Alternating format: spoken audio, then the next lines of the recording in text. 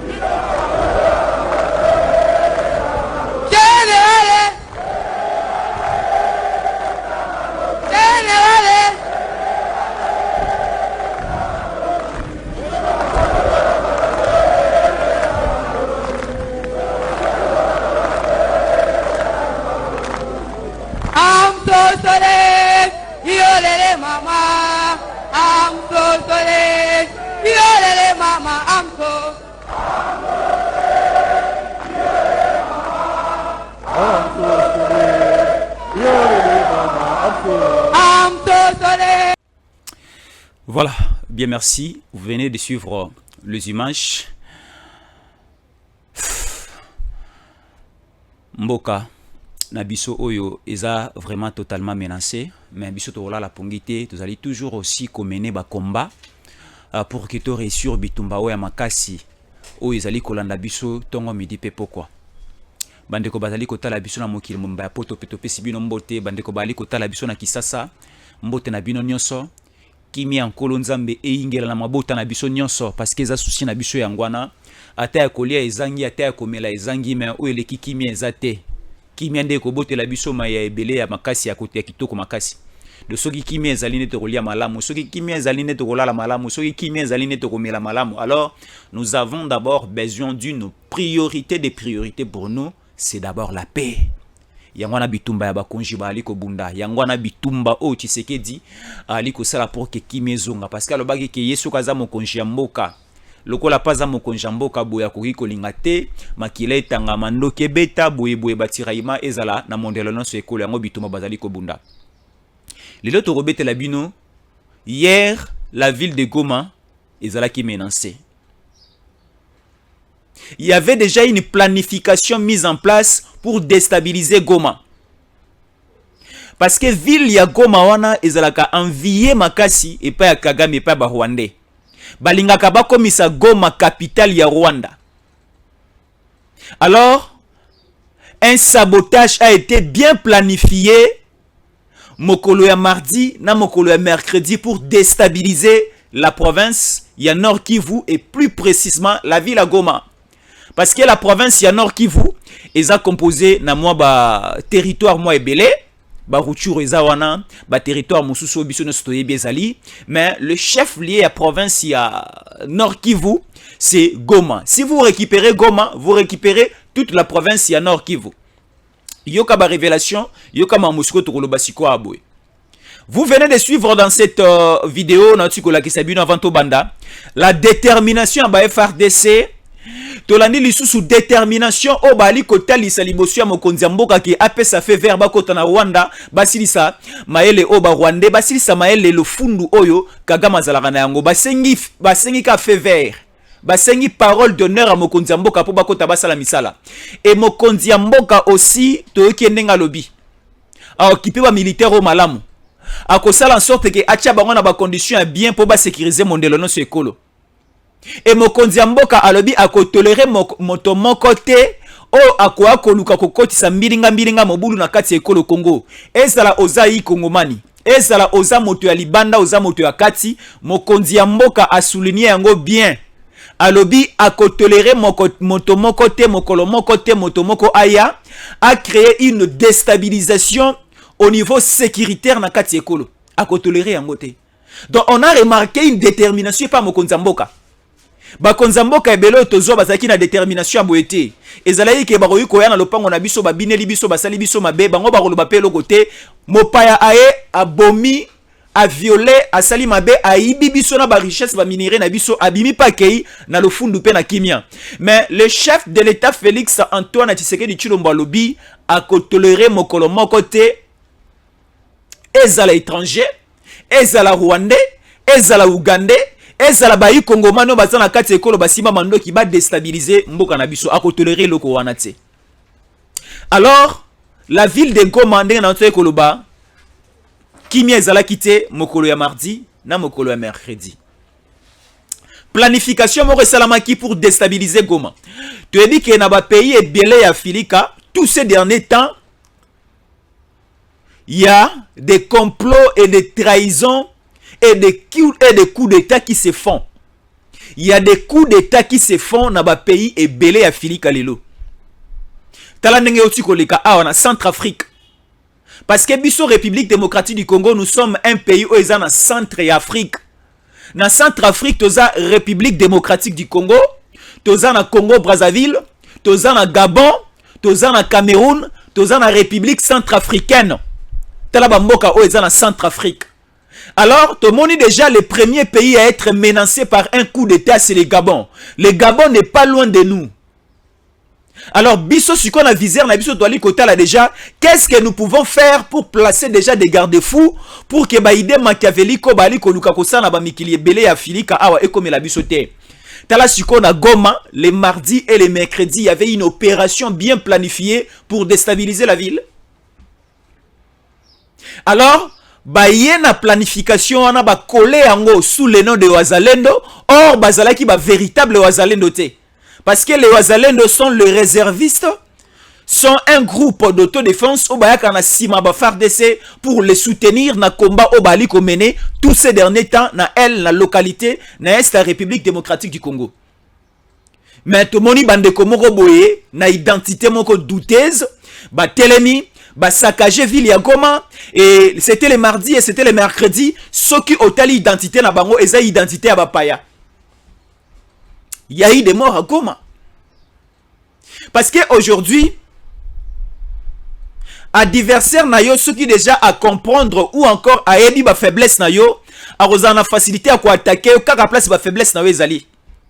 Lokola lelo na Rwanda, lokola lelo les groupes rebelles ba yebi ke biso ba yi Kongomani tolingi sous présence ya MONUSCO te, tolingi sous présence ya force régionale ou à EACT, ba yesiko na complot na plan na bango pour passer un message que nous sommes les Wazalendo.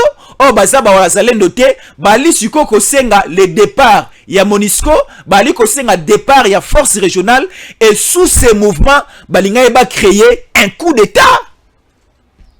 Balinga ba créer une récupération ya ville ya Goma, et coup de chapeau na gouverneur militaire, et coup de chapeau aussi na ba force nyonso patriotique au bazalaki sur place. On a remarqué une sécurité et aussi on a maîtrisé, laissez-moi les appeler terroristes, on les a maîtrisés.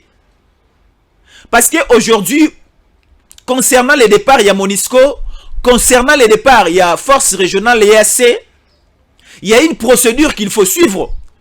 Le chef de l'État est là, le gouvernement est là, il faut balancer la procédure. Oui, la MONUSCO va partir. Nous avons aussi besoin que la MONUSCO puisse partir. Nous avons aussi besoin que la force régionale, l'EAC, puisse libérer nos territoires. Parce que nous avons plus la confiance dans la FARDC, dans la police, dans la service sur la sécurité. Mais nous devons suivre une procédure véritable. Pour permettre à biso de possession bisomoko, il y a sécurité, il y a localité, il y a cité, il y a territoire, il y a district, il y a ville et il y a mboka na biso mobimba ba frontière na biso. Mais balingi siko tellement que tozala déjà infiltré depuis kala. Tozala infiltré depuis 1997. Infiltration et se multiplia. Après d'abord le génocide au niveau du Rwanda. Tout le monde attend le génocide et ça, en Rwanda vers 94 et 95. Tout le monde a Rwandais belé ba kima bayana Congo. Et bayana Congo s'installa plus dans Nord Kivu, dans Sud Kivu. Et une grande partie aussi, une petite partie, permettez-moi de le dire de cette manière, une petite partie aussi ba côté dans la province, bayana Maniema, bayana Kindu. Et tous ces gens-là, bangonde baboti babali. Et bakomi kobenga bandeko na bango batika na ngambu ya Kigali, batika na ngambu ya Rwanda, bakomi suko ko pénétrer ben filtrer biso, et aussi la facilité la Kabylie et pesa bango ya kwa kokota ko gestion kokota na armée na biso. Donc nous sommes inféodés, nous sommes infiltrés à un degré comme pas possible. Alors infiltration wana na niveau interne nezali ko sisité bato mususu babima sous l'identité congolaise pour basala ba pratique non so bali ko sala. On nous informe ici par ces communiqués, ya bande ko na biso porte-parole la FARDC, balobi plus ou moins 12 morts na ville ya Goma, c'est trop. Bande ko musu banda ko zelana loba 50 morts, 150 morts, 250 morts. Non, il y a eu plus ou moins 12 personnes tuées après cette manifestation. C'est trop déjà. C'est trop. Dans une ville, dans un chef-lieu, déjà 12 morts, c'est trop. Mais bakangi batoana. Au Mali, et Bandaï Kaboui, Badjadiste Baye, au Burkina Faso, et Bandaï Karaboui. Et aussi, ce qui venait de se passer hier au niveau, il y a Gabon et Bandaï Karaboui. Au niveau aussi, il y a Niger et Bandaï Karaboui. Donc, c'est-à-dire, de petites choses, et Ali Kobota, mais Ali Kobota Mati, et Rokomana Saver Moussoussou, et déstabiliser toute la nation. Alors, moi, je demanderai, et réfléchissons ensemble avec vous, moi, je demanderai, ma manifestation Moussoussou, eza non contrôlée, ma manifestation Moussoussou, eza non orientée, ma manifestation Moussoussou, eza pas na procédure normale ya bibeko, ba autorisé en lisusuté. Parce que c'est sous ces formes de manifestation, ne moke koya kopela moto pamba. Toti koyoka awa na kwa muntu, ba mobondo batelemi lisusu. Il y a eu encore de morts, 2 morts au niveau de Kwamount. Ce soir, la nuit du mercredi à jeudi, les Kwamount zongi lisusu en action. 2 morts au niveau de Kwamoutou. Les Mobondo. Les Mobondo bazongi encore en action au niveau de Kwamoutou. Kwamoutou, c'est non loin de Kinshasa. Kwamoutou, c'est dans la province de Mai-Ndombe. Kwamoutou, c'est dans la porte, c'est juste à l'entrée de Kinshasa. On ne sait pas parce que le coup d'État, est Salami na Gabon, et Salami na Libreville, et Salami au niveau de la capitale, et Salami na ba ville périphérique, et Salami na ba cité na bango, et Salami na province, et laissez passer. Il laissait passer les coups d'État au niveau de Libreville. Alors, ces différents groupes rebelles, bameki ko sala ba attaque na bango, bameki ko sala ba agression na bango, na ba ville périphérique, na ba cité, na ba localité périphérique, que ce soit dans ba province, ça n'a pas tenu. Ba comme si ko envisager d'arriver jusqu'à Kinshasa, parce que Kwamoutou déjà, si vous attaquez Kwamoutou, cela veut dire que vous avez besoin d'arriver à Kinshasa.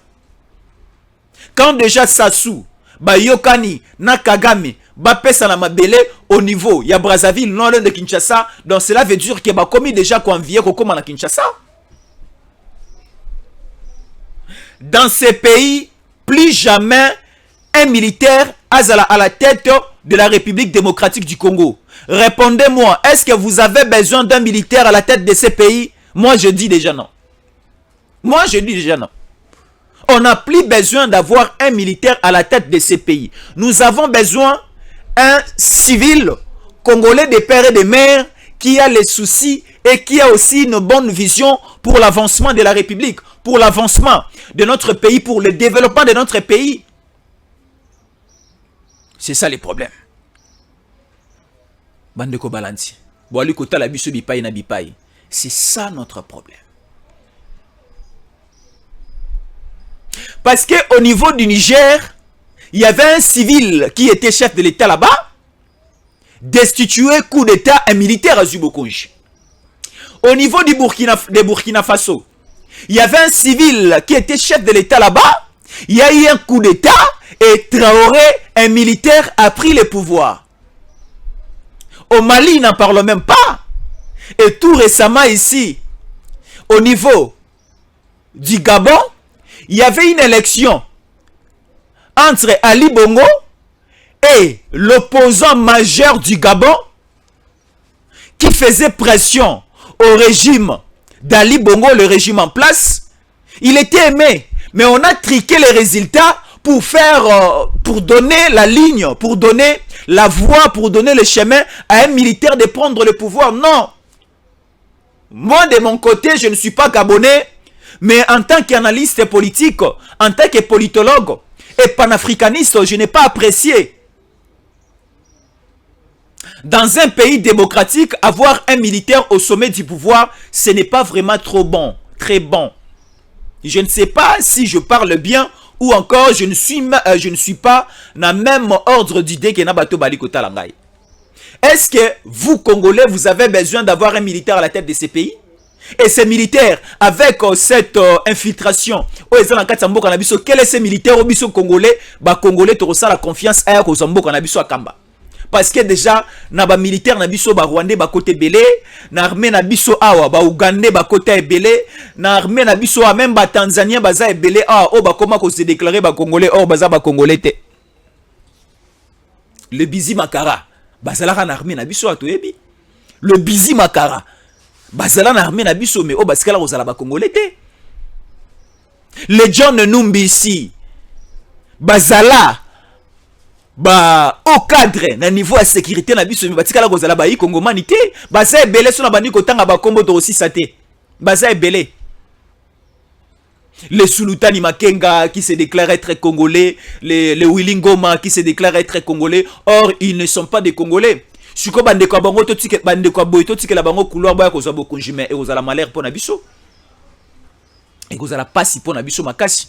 Siko ici l'histoire au niveau du Gabon, on est en train de dire que il y a un pays de l'Afrique centrale qui a favorisé le chemin à ces putschistes d'aller créer ces coups d'état au niveau de Libreville. Bali ko yebi sabiso c'est un putschiste né à du pouvoir au niveau de Libreville. Je ne sais pas. Bande konyo so bali ko telanga na Libreville, dites-nous si Brice, le nouveau président au niveau du Gabon, si il est putschiste. Et bien, biso, ba militaire ba oti ko créer coup d'état au niveau de Libreville, ba passaki par la République démocratique du Congo. Non. Tala, botiko c'est la biso makambo. J'ai un communiqué ici.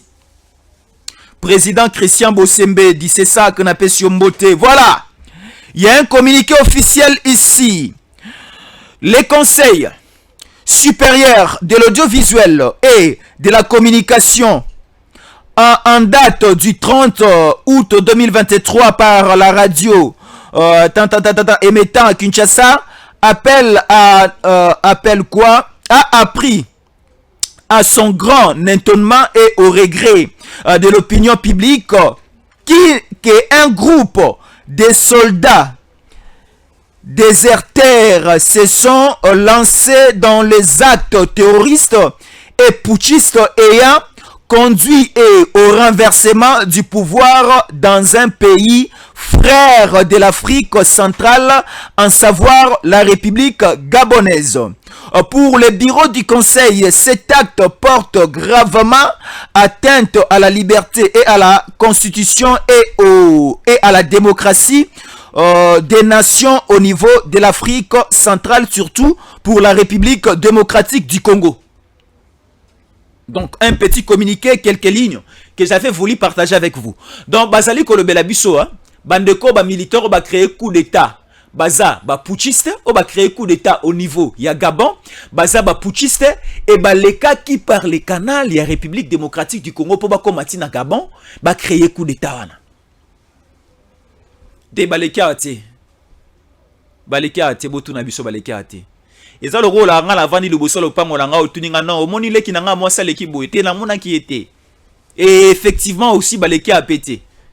Na moni était aleka ki pe ate. Donc c'est-à-dire nous la République démocratique du Congo en aucun jour on peut tolérer, on peut favoriser que batomoko ya mabe ba le kananzela na biso po ba kende ko sala mabe de l'autre côté. Soki Sassou azali kokana ou bien ali ko sepelake Kagame ale kananzela na epo ya kosala mabe na Kisasa biso toko permettre te na ba étranger ou bien na mboka moko songolo mpakala baleka epa na biso po bakende kosala mabe soit na Gabon, soit na Cameroun, soit na République centrafricaine, soit encore na Gabon. Biso toyi kozala passerelle la bato mabe te. Nous sommes un pays juste. Nous avons un président juste.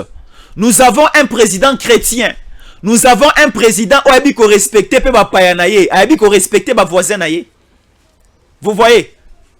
Dans le putschiste, c'est baleki nzela na bisote. Ba ope ba sali mabe na Gabon ba nzela balekaki. Baleke pa na bisote. Bisope te hébergera ba terroriste pa na bisote. Te hébergera pe ba rebelle pa na bisote. Parce que si vous allez au niveau du Rwanda, vous allez trouver des rebelles au bali ko lesa, bali ko loger, bali ko entretenir ba malamu pour ba ko sala mabe na ba mboka mususu ya bapaya, surtout plus na Congo. OK na Brazzaville awa. Sassou apesi ba Rwandais bilanga. Na kati ya bilanga na bali ko balola mabelete, mais batongi ne bandako o ba militaire ba na ba avion de chasse na ba bali ko vanda. Bali ko bongisani, bali ko kana ko sani, on ne sait pas. Menzambe likolo ali ko mona mitema na biso soki biso ba putisa yamba lekay na liboso na biso na nzela na biso po ba ene ko sala désordre na Gabon. Mais biso to ali ko zelelo ko wana te biso za nous sommes un pays béni, nous sommes un pays un peu voilà. Dans les tout prochaines années, l'Afrique sera le continent puissant au niveau du monde. Et la puissance de l'Afrique va passer par les canaux de la République démocratique du Congo. Alors, les Occidentaux, les Américains et tout autre pays, bah, le Congo, la RDC, la République démocratique du Congo, c'est un pays poumon. C'est le cœur même de l'Afrique parce que nous sommes au centre de l'Afrique. Rappelez-vous d'un écrivain, de quelqu'un qui avait dit l'Afrique est en la forme un revolver dont la gâchette se trouve au niveau de la République démocratique du Congo. Pour que l'Afrique ait décollé, pour que l'Afrique ait se développé, pour qu'Afrique est comme puissante, parce qu'on dit in Afrique, non? Pour que l'Afrique est comme puissante, ça doit passer. Le démarrage, le décollage, c'est nous, la République démocratique du Congo.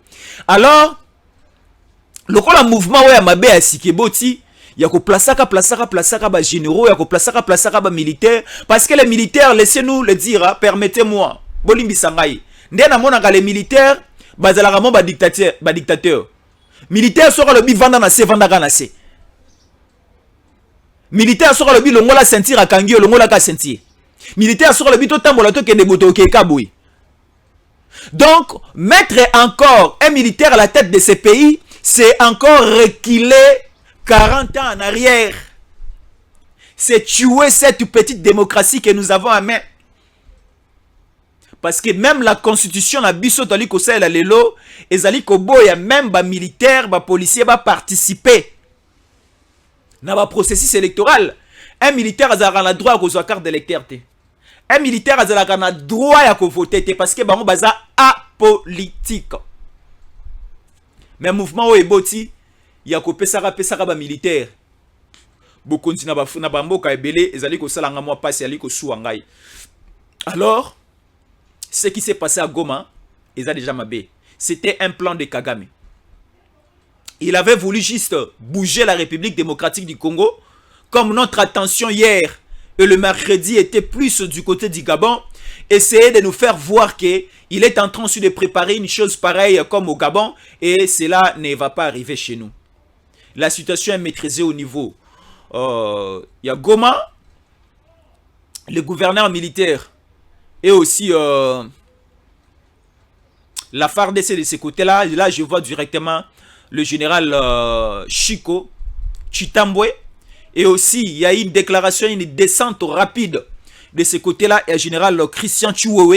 Baliko tala baliko landele eloko wana na lombango pe na détermination na priorité na yangoni so baliko tala yamabe komate. Yamabe komate. Et comme pété na kati armée na biso bolingo za makasi. Ba militaire na biso balingi fachi makasi. Ba militaire na biso balingi mboka na biso makasi. Ba militaire na biso bakolinga coup de tête na mboka. C'est-à-dire hein, au moni soro taliba Christian Chiwewe wana. Soro taliba général Chibangu. Au taliba général Chico Chitambwe. Au tali même ba gouverneur militaire na biso on so bazana Ituri, baza aussi na Nord Kivu. Au taliba généraux, ba colonel na biso nyonso o baza des Congolais de père et de mère. Ba oyi kokota na molongo. Ya buzoba o ezali ko salama na ba Afrique na ba pays musu Afrika wate. Parce que ce sont les blancs de ba ali kokosa. Ba pays africain belé, ba africain belé, ya osala o bango ba ali ko sala. Mais biso ba yi Congomane si to teyama et si to kola tongo. Tala, maïe les est pas congolais, ça maïe les moko très compliqué.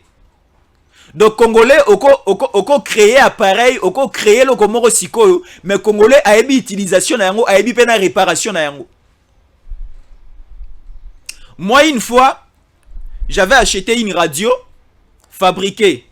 Bon, et à qui Utagi Dubaï, mais c'était une fabrication derrière on avait écrit c'était fabriqué au niveau de la Chine. Radio ana eye na sombiango dans une maison quelque part et tombé en panne. Na kena maison ana changé babino to réparer le yango kaka. Babundani ko réparer yango ba ko quitter. Mais na zui yango na pesa yango pa ya congolais pa kino moko un ingénieur a sali yango na moins de 5 minutes. Donc c'est-à-dire nous avons des intelligences na kati ya mboka na biso. Tozana ba génie, tozana ba to maele makasi. O ezali ko senga biso bolingo ezala kasi na biso pe encadrement nde to komona mboko eko fulu ka okinde libuso. Parce que nzamba apambola biso na mabele, apambola biso na bibale na biso, apambola biso na bazamba na biso, apambola biso na se ya mabele na biso, apambola pe babongo na biso pesa biso mayele. Ba savants nyonso o bali ko sala bikamusi na mokili. Ce sont les savants des nationalités juifs. Ce sont les Israélites qui sont aux États-Unis, bali ko sala avion, bali ko monter, bali ko inventer, bali ko sala biloko nyonso ba métro, biloko nyonso kamusa biso. Mais ndenge moto a réfléchi ça qui pona ko sala mwinda. Ndenge moto a réfléchi ça qui pona ko sala avion matara likolo lokola ndeke. De c'est-à-dire ba biloko kamusa biso Automona réseau existé, ba savant et belé o ba inventant ba sala yango, ce sont les Israélites. O ba somba bango ba zoa bango ba importe qu'est-ce qu'on a dit? Qu'est-ce qu'on dit? Ba somba bango ba kena na bango na États-Unis, ba kena na bango na Allemagne, ba kena na bango bipai na bipai. Siko ba Israélites wana bazana ba mayele moko modèle moko na biso. Congolais za mayele makasi. Siko je ne sais pas Macron akwa roko sanga nini. Macron a rebisanga ke longola Tshisekedi ocha liki morobo auti tuti auti Rwanda ako machette. Non, ça ne va pas passer. Occidentaux ni na roko sanga ke Fatia Longwa to jo général moko auto ebi identité na yete aza soki do c'est-à-dire azomboka na biso a evre akamba eko simba te. Parce qu'on a juré de respecter la constitution.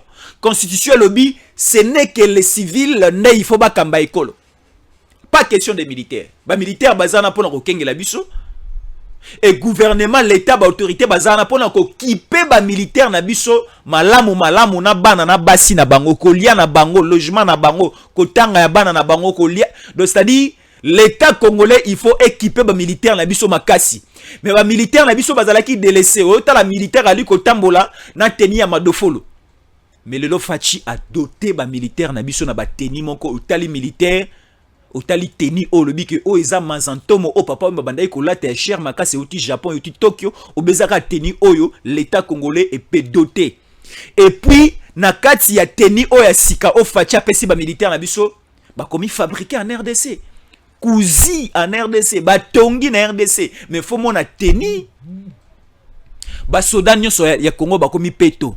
Ba soda nyonso ya Congo ba komi propre. Na elenga ko batala soldat ya mboka na ngai. Ne lengia koloba ketala soldat mboka na ngai. Natali ba soldat gabonais lobi salinga mwa pasi. Na bimanyani ya boyepo anini. Mais natali ba soldat na ngai facha ali kolatisa bango kitoko. Otali Christian Chiwewe na ali kotuna teni nde bongisi Chiwewe ou bien Chiwewe mutabongisi teni. Elamba nde latinga obenga na lati elamba. Mais siko Chiwewe nda ali kopesa elamba mafuta. Chiwewe nda ali kopesa teni valeur.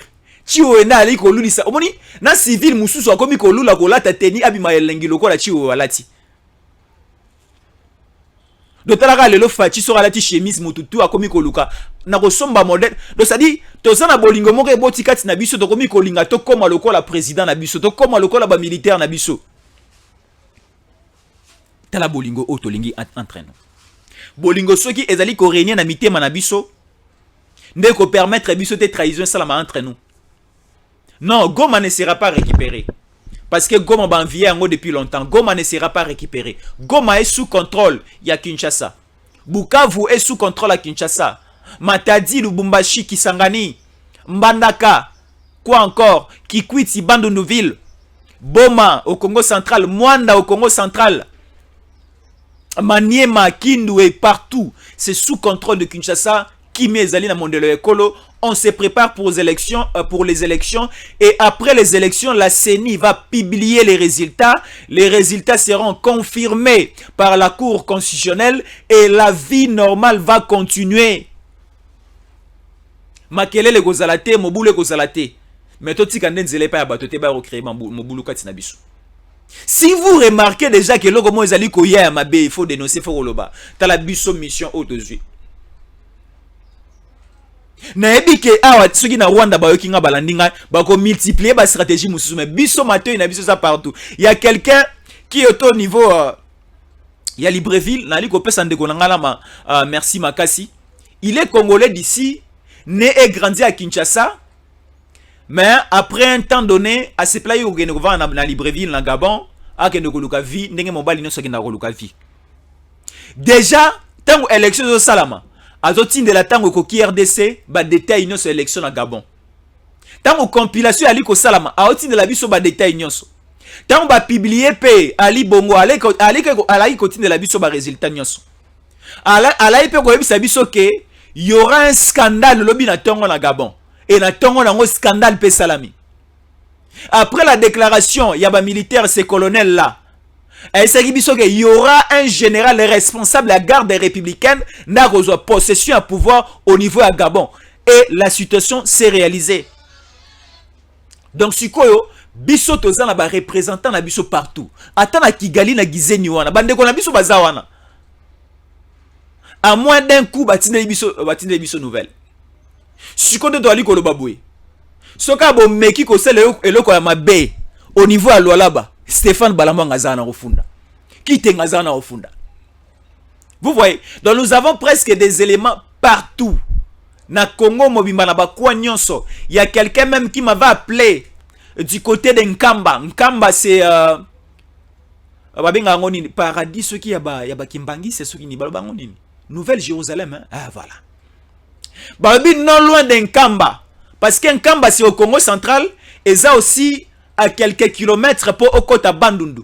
Balobi, il y a un certain Pierrot, il est de la nationalité rwandaise. À Soma Mabele, à Monene, Kuna clôtura à Tonga. Tu habites sur la loja banane à Lukape au Salanine. Ben, si tu as minéré à Makasi, à Motuya et Zawana. Il y a quelqu'un qui nous va appeler. Bisoto Ebagité. Mais tu relandes la dossier wana pe. Yo pe soko remarqué le comment ma bé. Oyo ko touché na vie ba Congolais et oyo ko touché na vie mboka et ko déstabiliser mboka tout ce que la monde zélate. Parce que eux comme na Gabon parce que ba Gabonais bazala ki distrait. Eux comme ki na Burkina Faso parce que ba Burkinabé bazala ki distrait. Eux comme ki na Niger parce que bango pe bazala ki distrait. Mais biso to bazala distrait dans les biso za au téléma. Et il faut aussi comprendre la situation à Gabon. Elle n'est pas à confondre avec la situation actuelle. Il y a la République démocratique du Congo. Parce que au niveau des Gabon, depuis que les Gabon est Gabon, batikala kozala na président famille Moussousouté. Gabon est eu indépendance na yango directement. Omar Bongo a eu pouvoir. Omar Bongo a sali plus ou moins 41 ans au sommet, au pouvoir, à la présidence au niveau du Gabon. Alembi a commis na souka a tikeli mwana nae Ali Bongo Bokonji.